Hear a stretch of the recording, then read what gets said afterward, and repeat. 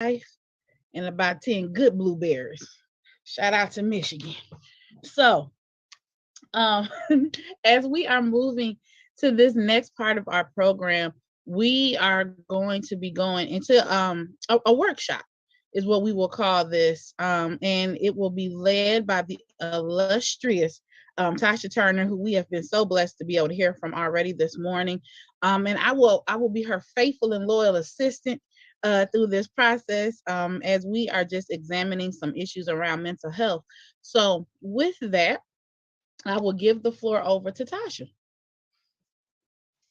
Thank you, dear friend. So, I had told this to Dr. Bernice the other day. I was initially putting together a PowerPoint and I was prepping to lecture. We're going to define some things and teach some things.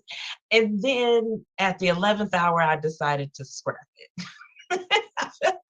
Don't you you love know, when that happens? always, I feel like if you've ever been in the church house and you hear the pastor saying, I threw my sermon out, the Holy Ghost came. So I scrapped it because as I was thinking about um, programs like this, we often get a lot of information. We get a lot of uh, helpful and heavy information, and then are left to process it afterwards by ourselves.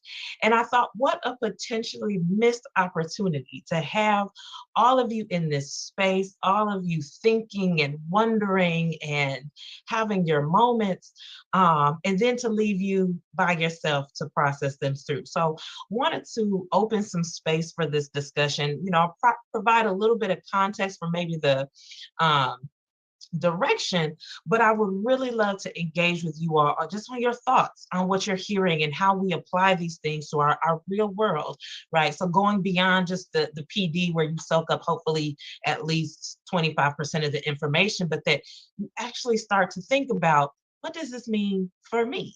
If I am a person who serves others, what does this mean for the people I serve?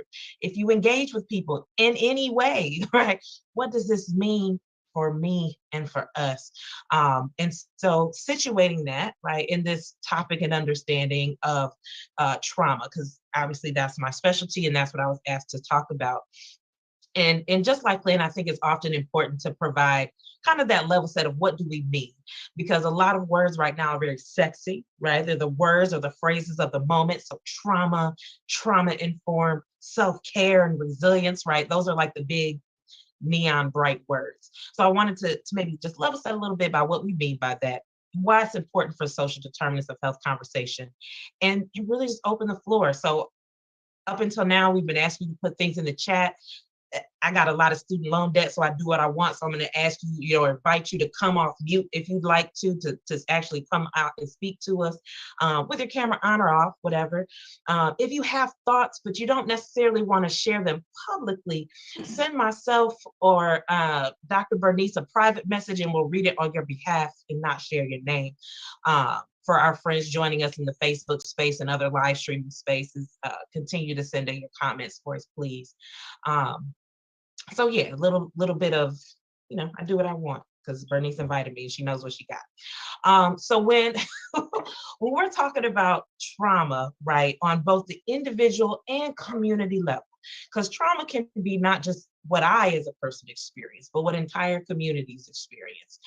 There are many different definitions, right? Very complex to the not so much. The one I like to provide in spaces like this are actually from my friends at the Trauma Resource Institute in California. And essentially, when we're talking about trauma in this space, we're talking about anything that is too much too fast, too little for too long, or too much for too long. And you might be wondering, like, well, what does that even mean, Tasha? Like, that sounds simple, but I don't get what you mean.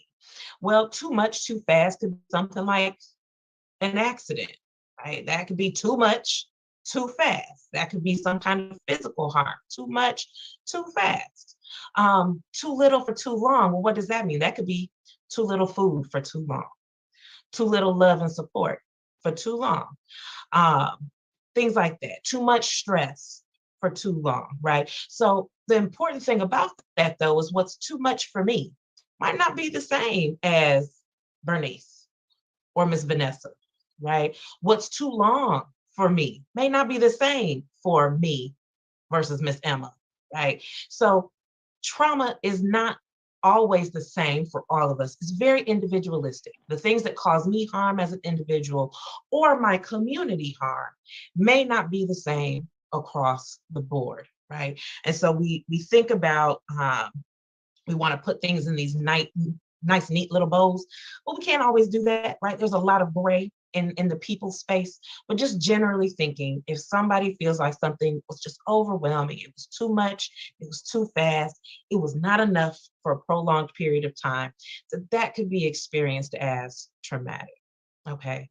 And so then when we look at the social determinants of health, continuing this conversation of going beyond my own individual challenges and struggles and looking at the community in which I live, right? That's where we're situating this conversation. And just want to open it up to you all to think about that. What does this mean for us? Where do we go from here? And what is the action? And the last thing I'll share before we head into the discussion part is a quote that I came across not too long ago that I think really kind of brings it home.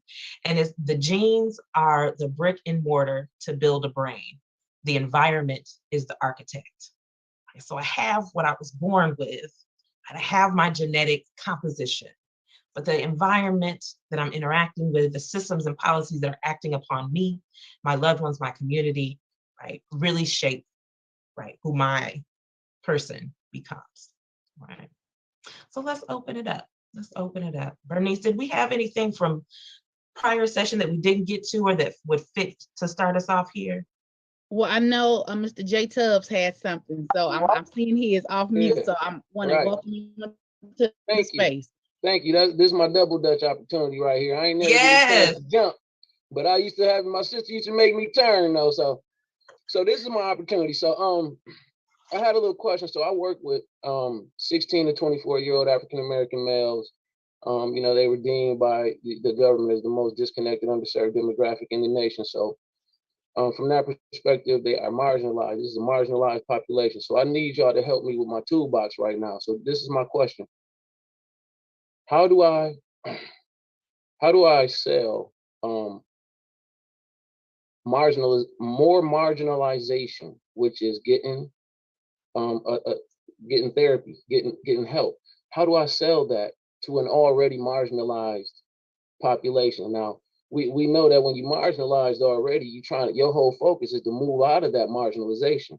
How do I sell being marginalized again for your betterment? You know what I'm saying? Because I know from what y'all telling me, I understand that it's better. They need it. But how do I sell it? Give me some tools that allow me to sell this better to the population I'm dealing with. Yeah, I think the frame is so important. The way that we bring up that conversation it really has the power to set the tone of, again, is this like kind of hush hush thing, or do we do this thing out loud and on purpose, right? I have a colleague, actually in Grand Rapids, Samuel Jones, phenomenal clinician. I know Sam. Wisdom you know Center. Sam. Yeah, Black man, all about it. And it's the way that he talks about it, right, that demystifies it. I think it's important to speak to people in a language with which they understand.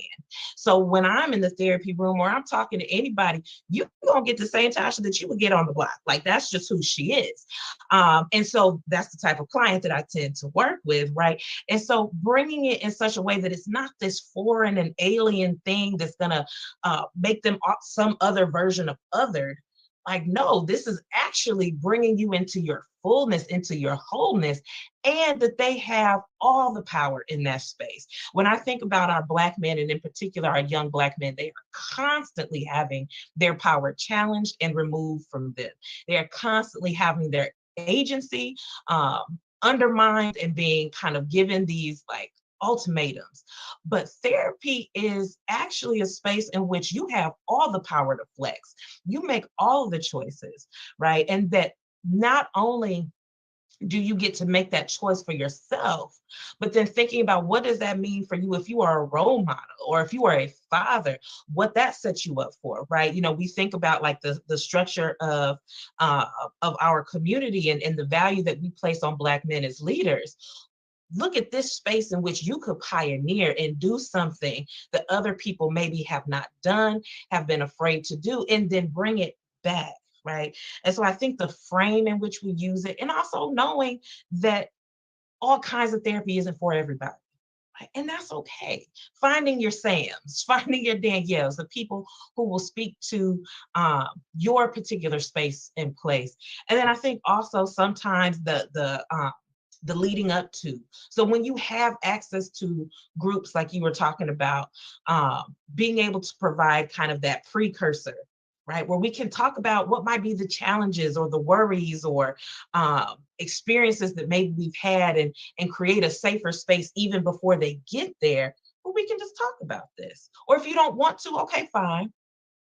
What are we going to do instead? How do we reclaim our wellness instead? And ultimately also as helpers, it's hard to accept that at the end of the day, they also have to be the one to take the step, to take the bite. But knowing that you'll be there for them regardless, I mean, it's powerful. It's powerful. And like I said, creating a different frame for the way we talk about it. And I think another thing, just as from a toolbox perspective, is getting therapists who look like them in front of them. You know, having the SAMs to show up and talk about therapy. Because for you, like, you're the person who they're reporting to. You're the person who's over their program. So it's like, well, of course you selling it. You know, this is your job to sell it.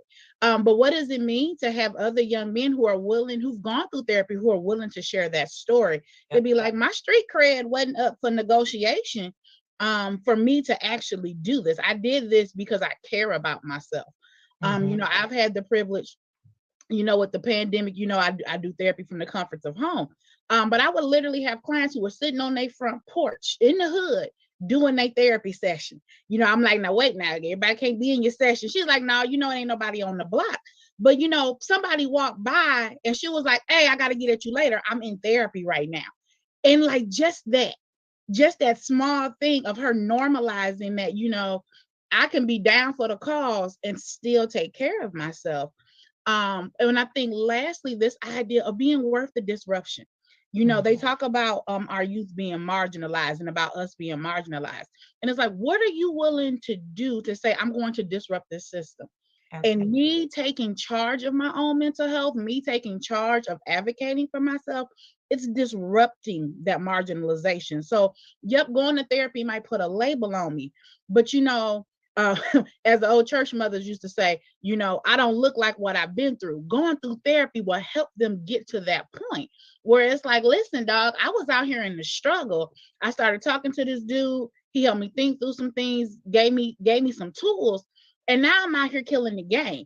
That's a very different conversation than I went to therapy and now I just got all of these diagnoses and I don't know what to do. Because I think people have a misunderstanding of what it means to be in therapy. Like, I know for many of us who are on here, we're from a counseling psychology background, which is a much more strength-based. It's not about the pathology. It's not about you're broken goods and you don't have value. It's, oh, so you've been out here slanging since you were 13. Okay, cool. But what I see in that is your ability to adapt and overcome. Like, you realize your mama couldn't put food on the table and you did what you had to do to help her do that. Now, how do we use that leadership, that organization, economics, finances? Like, it takes skill set to be a drug dealer. Like, don't get me twisted. It takes skill set. How do we use that now to move you forward? So I think it's really reframing this idea of the things that have been your struggles can also be reframed as your strengths. And how do I help you tap into that and normalize that it's okay that you have struggled, but it's also okay that you're claiming your healing. Can I throw one in there? Just real quick, just one. Like, it'll be so fast. You know what? It's a discussion. Come on with it. Okay, cool. I'm gonna discuss a little bit. First thing first, let's normalize what their fears are and their hesitancies. Like, identifying why they don't want to go. Like, for real, not the surface. Like, why they really don't want to go. Another thing is some people don't like individual therapy because it's too much attention on them. So are there any group therapy that they can go to so they can have other peers that look like them, so that it takes off some of that pressure? Like, it's just me and this other person staring at me and I don't even know them and I don't want to open up to them and I don't trust them, right? So Danielle, we do a check-in, right? So we get in a circle and we go person to person, and you just express what's on your chest and how you feeling right now. And that's surface level, and they cool with that. Maybe that's a good maybe segue into, look, maybe if we need a deeper dive, we might need to talk to a Sam or talk to a Danielle, or you know what I'm saying? Maybe that's the beginning of the deeper dive, because they with that. They don't mind doing that. So group therapy is very effective. Because it brings a sense of unity, right? So I'm not the only one that feels this way. I'm not the only one that thinks this way. I'm not the only one that's had this experience. And so we kind of call it universality. Like, it brings all of us together. It's the same concept that we actually use in substance abuse as well. And it really, really does work. And if they're not willing to go to therapy, but they trust you enough, because the relationship you have with them is the most effective tool you have. I don't care about any other skills you develop. Your relationship with them is the most effective thing. And so if there's a particular topic that typically comes up during the check-ins, well, how would y'all feel if I brought in one other person with me and they can do these check-ins with you? That's a real smooth way to be like, we about to do therapy without saying we about to do therapy. Right? All right, I'm done. Tasha, go ahead. No, I mean, we're here. We got it right. And I think I had a thought. So when it comes to that, also, like, when it comes to recovery, right, and healing, and in particular when we're talking about trauma, the two biggest factors are relationship and feeling like you're good at something. We call it mastery. And that is one of the reasons why I'm so much of an advocate for understanding that therapeutic spaces can happen outside of therapy itself. So even just offering them a space where they have a trusted relationship or set of relationships, right, where they can go and they can just be, and they can experience feeling and being good at something and being recognized for that good at something, you know. And then when it comes to why would you engage in therapy, well, it might not be that you've got these overwhelming challenges, but it might be that, you know, there's something that you're good at that you want to get better at. It might be something that you're looking to increase that you've already got going. And so recognizing that, again, coming from this strength-based perspective, we're not suggesting you need therapy because something's wrong with you necessarily, but you might just need like a little extra push, a little oomph, or somebody to help you think through something that you're already okay at or want to get better at. And the other thing is teaching people how to know, when are you okay? You know, if I've sat in I don't know how many circles with adolescents going around, you know, with the how you doing today? Good, fine, okay, the last, I don't know, right? All the time. I immediately challenge, how you know you're okay? How do you know you're good?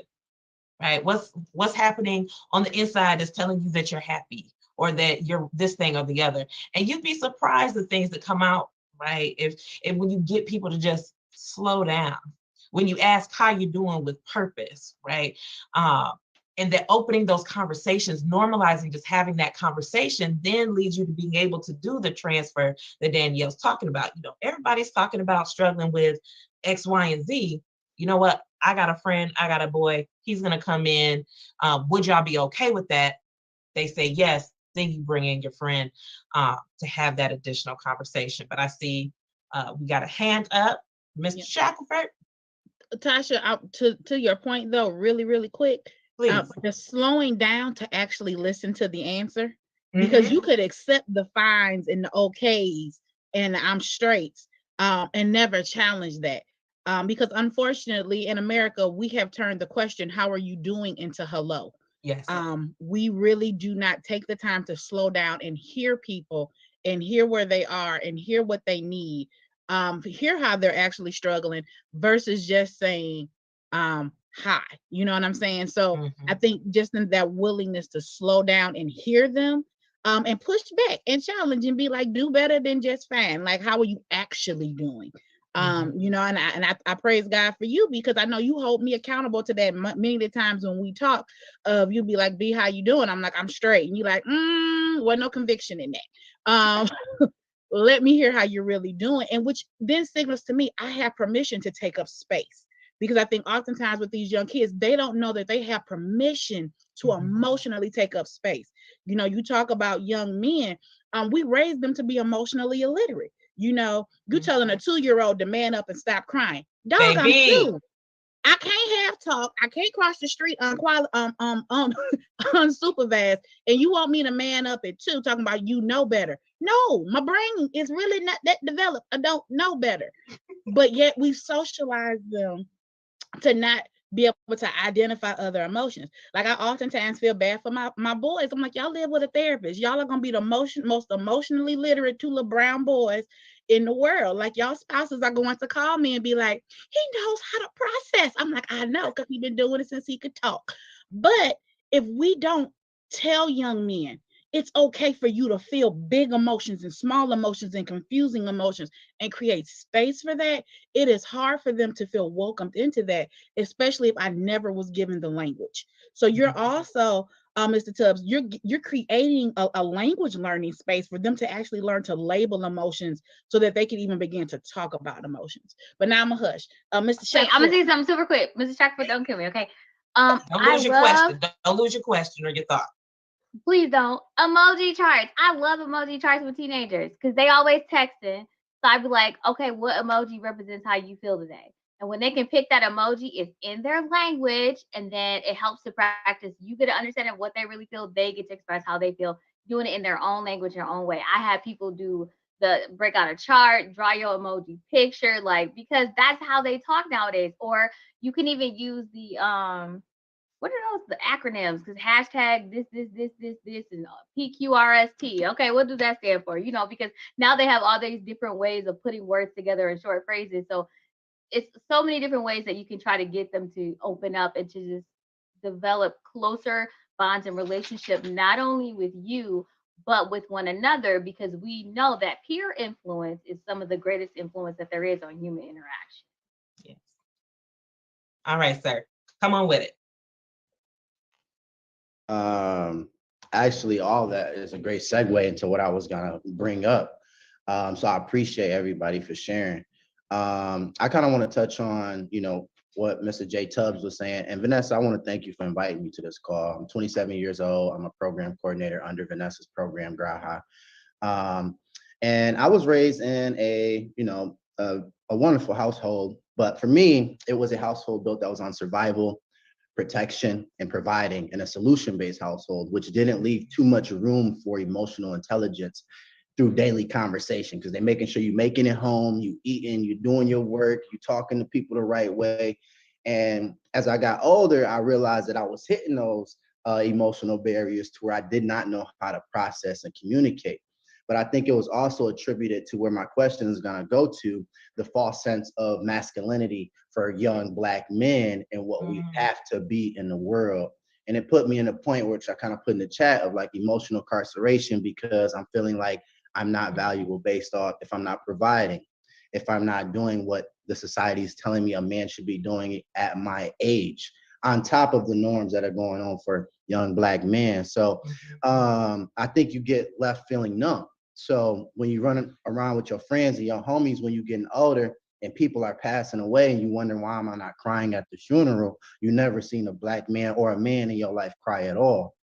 You know, or if you have to make a decision and say, hey, bro, I'm hurt based off something you said, can we talk about it? Those things don't happen because we feel like, you know, our pride is so high and our emotions are so low, we can't bridge that gap. How do we demystify the false sense of masculinity in young Black men, and then let them know that being a comprehensive man is what the type of man you need to become?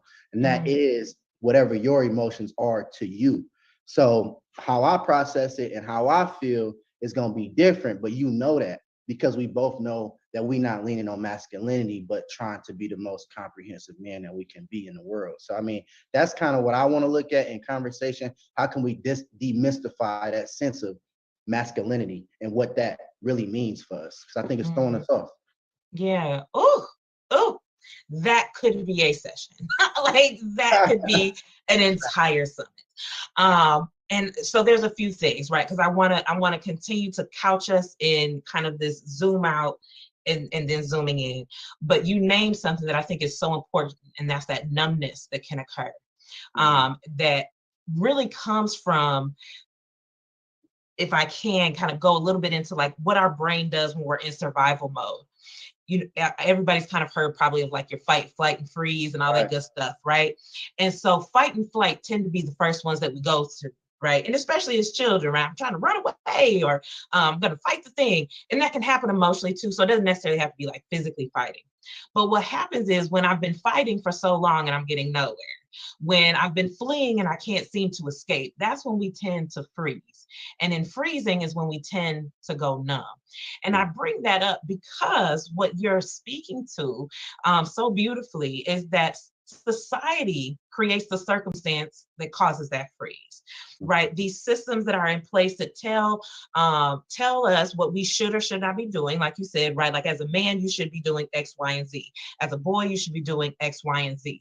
But then kind of like push the hand on your forehead, so it's like you're kind of running in place, and you trying, and nope, you go to jail. Nope, you catch a charge. Nope, you get suspended. Nope, you get diverted into special education, even though it's really because you're Black and not because you really have special needs. But that's a different conversation, right? All of these things that no matter how much you push against it, you keep getting stuck. And so then we freeze, right? I'm not going to emote because when I've tried to express myself, I maybe was labeled as aggressive. When I tried to express myself, maybe I was labeled as being less of a man, right? Weak, right? Called names, right? Thing like sissy, like what? Like get out of here. Like why are we still using stuff like that? And so then it becomes safer, and it makes sense that people just close off, right? Not because they as individuals maybe made that choice, but because the larger society around them is both asking for things and not allowing that thing at the same time, right? And so when we think about like how do we demystify that, I think it happens not only at the individual level, right? And I love that phrase of comprehensive man. Like, I want to be a comprehensive man. I can't take credit for that. I have to give that to Jason Wilson out of the book I Like a Man out of Detroit, Michigan. So and from the D, I knew I connected for a reason. But that individual level intervention, right? But I think the point also to this discussion is that we have to go beyond these individual tactics. Right? There's only so many people that I as an individual can work with one-on-one or even in a group. But how do we tackle that from a societal level? How do we tackle that from a policy level? Where are these messages coming to our young men, right, in their development that we can change? When we think about the educational landscape, when we talk about the legal system that they interact with disproportionately, what are the changes we can make in that space that will trickle down into those individual level needs and changes, right? Thank you. Well, and something else that comes to mind when you talk about that zoomed out vision of it. There's a absolutely wonderful sociologist, Dr. Joyce DeGruy. Ooh, Joy DeGruy, my Lord. I got to see this woman in person and was just weak and woe out by the time I was done. But she wrote this wonderful book called Posttraumatic Slave Disorder. And in this book, it really talks about how the survival techniques of our ancestors in slavery have trickled down to us now and how these things still show up. And as I was, I will definitely put it in the chat for you.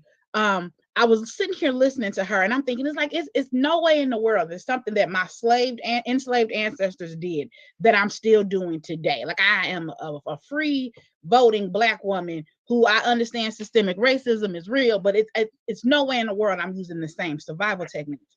And as she began to lay out how you can have a Black mother and a white mother, and they have two sons in the same class, and they begin to talk about their sons. And as the Black mother is talking about her son, she's downplaying his accomplishments and really upplaying what this white woman's son has done. And the white lady is like, yeah, you said my son made the varsity team, but your son's the captain of the team. And yeah, my son is on the honor roll, but your son's the valedictorian. And the natural response of The Black mother is like, yeah, but he hard-headed. I got to always stay on his head. You know, if I don't, he doesn't do what he needs to do. Well, now let's think about that in context of enslavement. If the master starts looking at your son like that's a matter of fact little boy you got right there, you immediately start to downplay who he is. Like, oh no, sir, but he lazy, he dumb. You don't want no parts of him, sir. He ain't no good, because I don't want my child to look attractive, because then you might sell them away. And as this woman said this, tears began to fall down my face. Like I feel careful just thinking about it now, because I would be in conversation with other mothers about their children, and they would be complimenting my son, and I would find myself saying these same things. So here we have this system that we don't even necessarily always see. You know, a fish don't know what's in water, and we're living in this system that we have learned to take away the emotional validity of our Black and brown little boys, and we're not giving the same support and the same just tools that they need. So when we talk about changing this from a systems place, like me as a mother, I have to change the way I talk about my boys, not just to my boys, but to other people about my boys, that I can have a pride in them, and I don't have to downplay who they are in order to make other people feel comfortable, or this innate sense to feel like I need to protect them. So when you're talking about this, how do I help them to be a complete man? I have to be a complete mom, so that I'm mothering from a place of health. My husband has to do the work. You know, I saw in the chat, Mr. Tubbs, you had said, you know, you didn't even cry at either of your parents' funerals. And you know, here's the thing. I imagine you didn't have a whole lot of examples of what did it mean to mourn as a Black man, because you were supposed to stand there and be stoic and be the person everyone could lean on.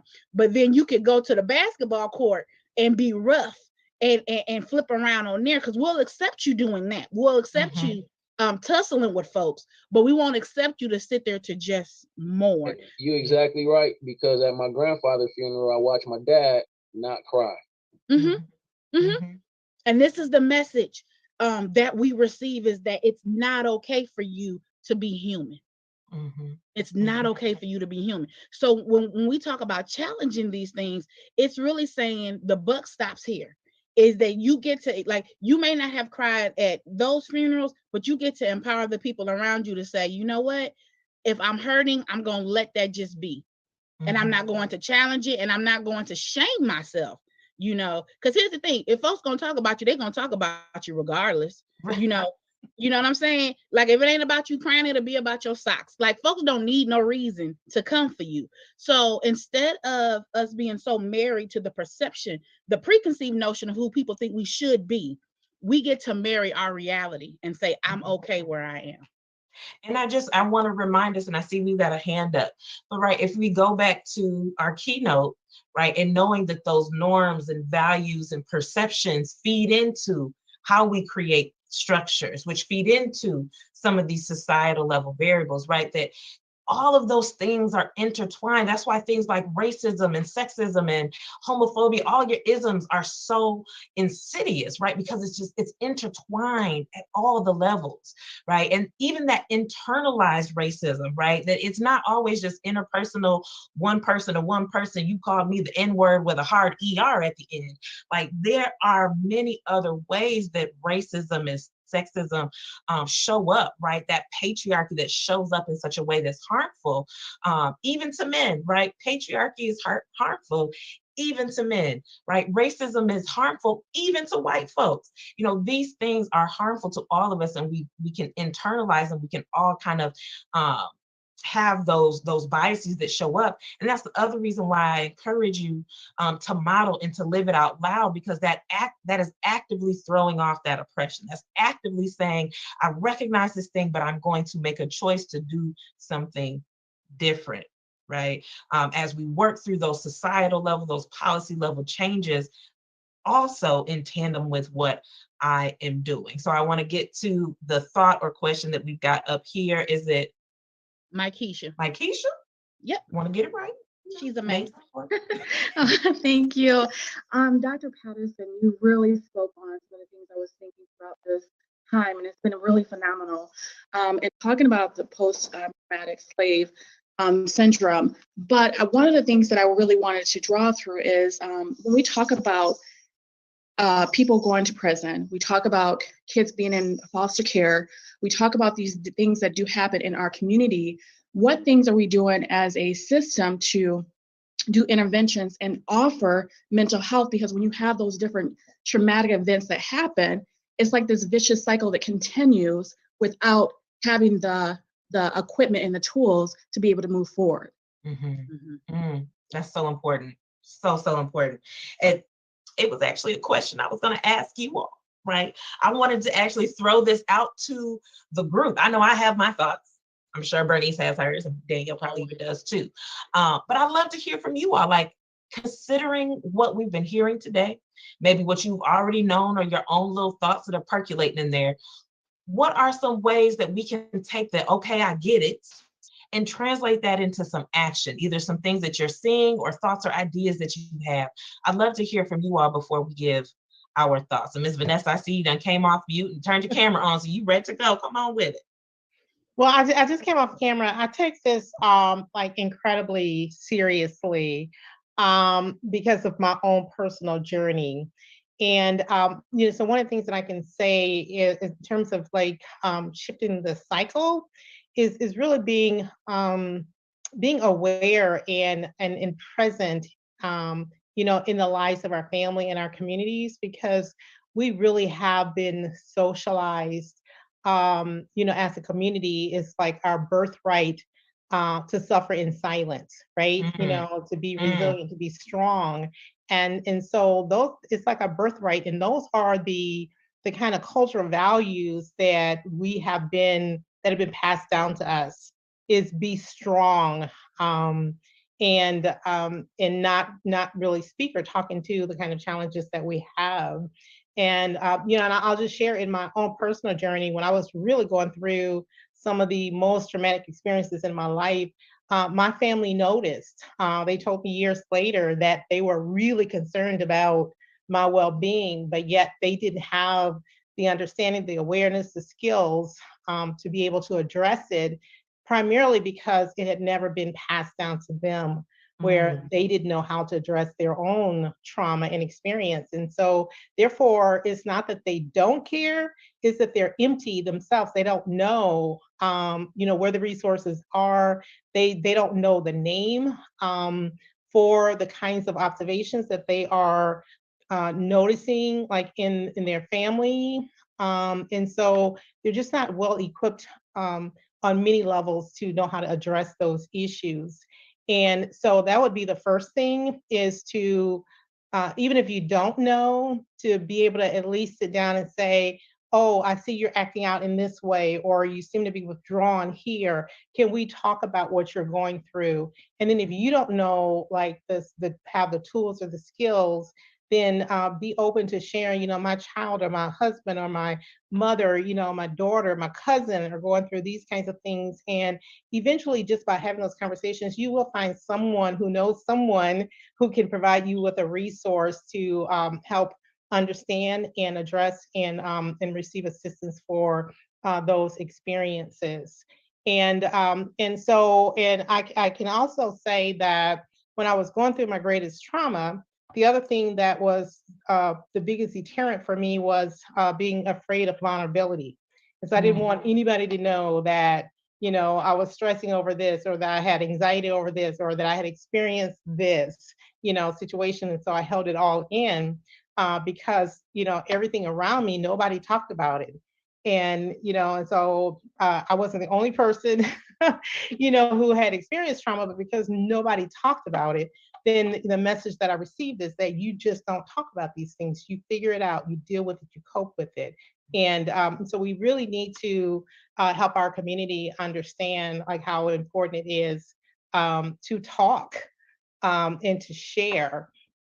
And then when we go through like therapeutic like treatment and support, then to share like what that experience like was like for us, particularly when it was successful.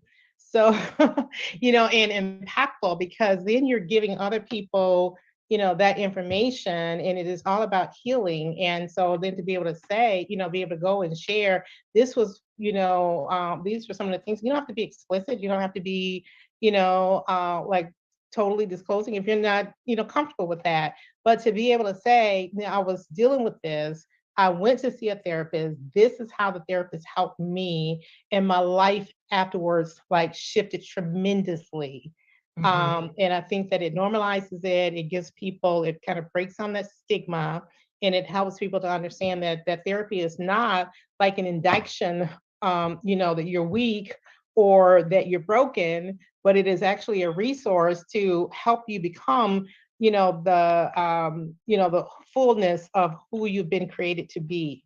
And so to just kind of like change it and frame it and to, help people, with those understandings. And I think that you guys have done a phenomenal job of presenting what therapy is and what therapy isn't.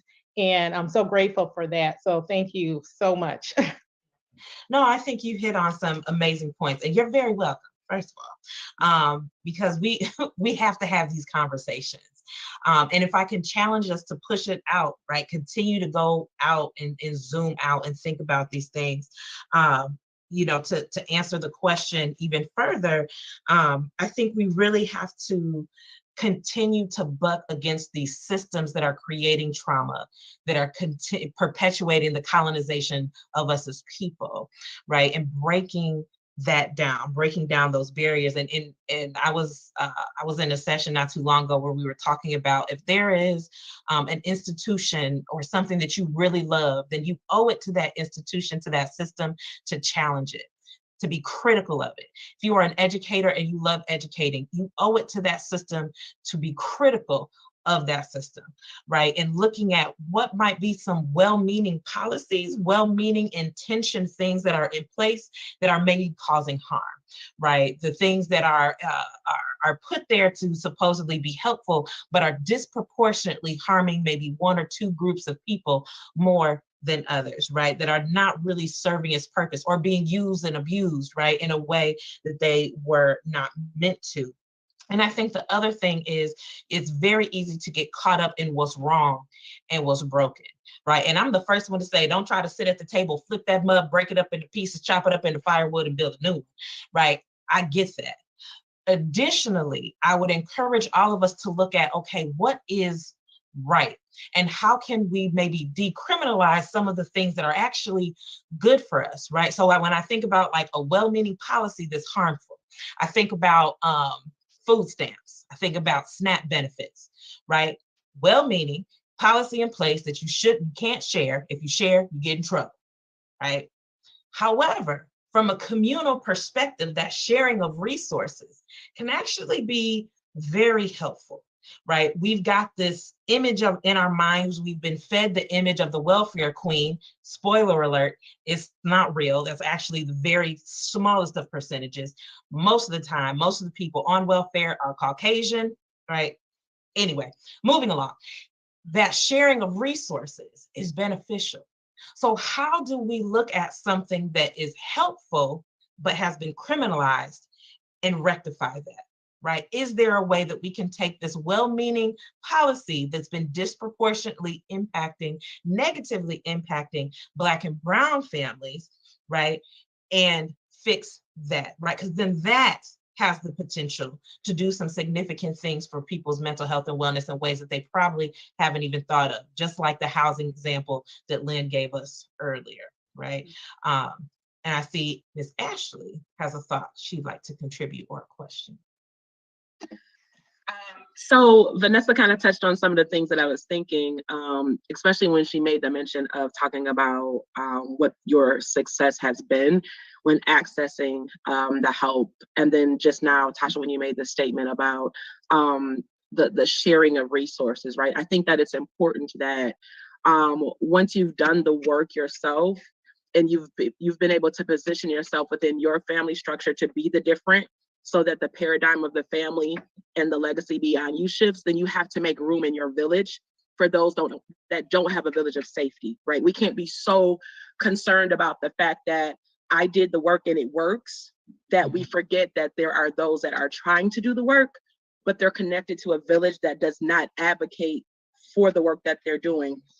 So a part of the work that we do in community is to make room in our village so that we can insulate those that are currently in their season of isolation. When they're in their season of isolation, that oftentimes means that they're the one that's doing the work to be the different. So they're a part of a village, a part of a space and a place, part of a community, but they are individually going through a season of isolation where they're working on their healing, and their healing process is developing a scar, we'll say. But us over in our village where we've done the work, we've been able to move from healing to wholeness because now the scar does not inflict trauma, right? I see my scar, but I no longer wear the trauma. I've been able to move from healed with the scar to now wholeness. So I have this testimony of what it does. So my village has to expand to create insulation for those that are trying very, very hard, because there's so many people that want to see something different. And oftentimes there is, you know, one that comes along in the family or comes along in the village or comes along in whatever space that they are tasked with the mantle of changing the structure, right? I oftentimes tell my sons and my daughter that there are a lot of things that begin with us, but there are a lot of things that end with us. But because of the things that end with us, we have the mantle of being the change agent, but along with that mantle comes a very intense grace to do it, but it's not easy, right? So there's so many different ways that it all works together, but conversations such as this, right? Normalizing the necessity of the help, normalizing that it's okay to be afraid to do the work. It's okay to, you know, step your foot in the pool, we'll say. Maybe this week it's a toe, next week it's your whole foot. You know, a month later, you might just be up to your kneecaps, but that's okay, right? Because when you think back 30, 60, 90 days, you were still sitting on the dock of the bay just looking. You weren't even willing to try. So conversations like this are so impactful. They're so necessary. The vulnerability and the transparency just of those that are willing to even come, even if they're not willing to share, they're present for the conversation to at least hear. And even if they take a tidbit back and share one nugget, like that's one more step toward that expansion of the village, right? So we'll come to a place eventually where there's enough of us to buck against the system, so much so that the system has to say, okay, we're tired of you being the gnat. Like, we want to be like the woman in the king's ear. You said. And until it happens, we'll continue to be like that gnat that just keeps going. So that systems in place will have to be different, because there's so many of us that have created this very large village that has now insulated so much that those that are isolated no longer are isolated. Yes. Ooh. I love it. And you don't even know it, but you led me perfectly into the segue to help us close out this conversation. But I think there's some key things in there.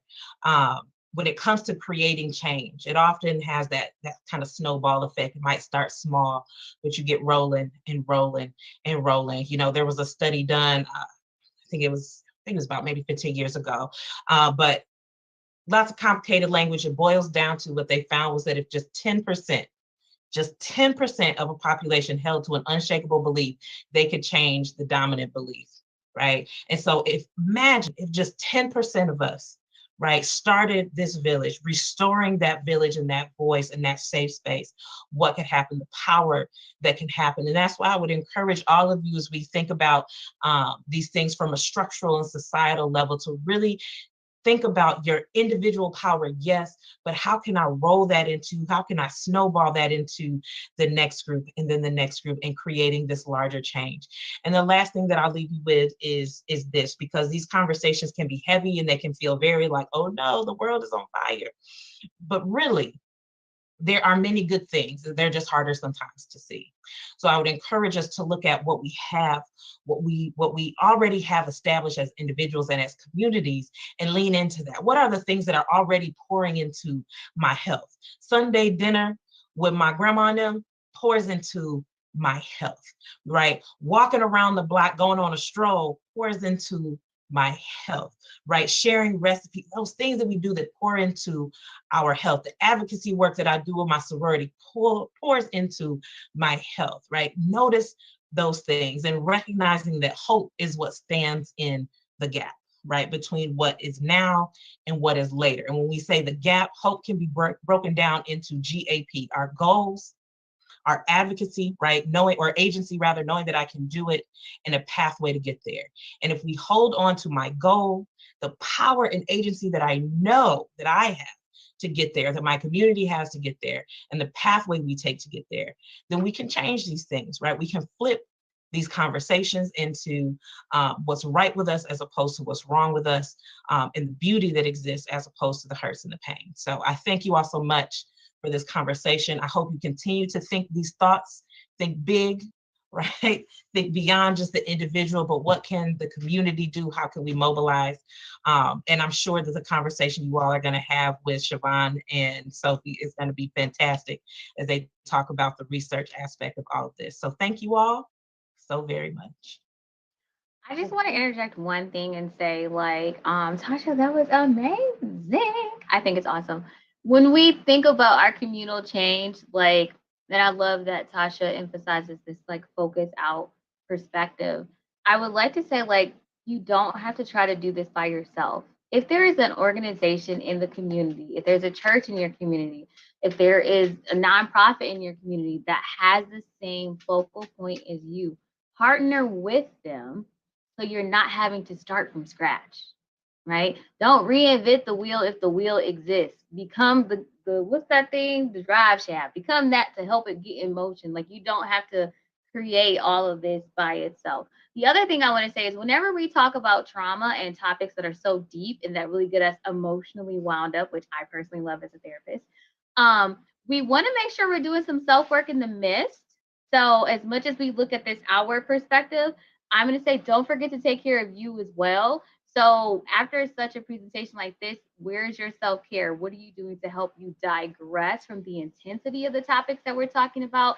So you're not getting up from this and you're just like, oh my God, I'm so drained. It was good, but oh, I'm tired now. Like, make sure your self-care is on point, because if you don't take care of you, then you won't be positioned to be able to help other people. So whenever we talk about trauma, we want to make sure that we're zipping ourselves back up and, you know, taking care of us too. And that is a perfect segue. And thank you so much. Thank you all for just your vulnerability and your willing to just engage, and just really understand, like, this is gonna be a process, but we in it together. You know, I'm a firm believer on where 2 or 3 are gathered, their God is in the midst, and we can move mountains.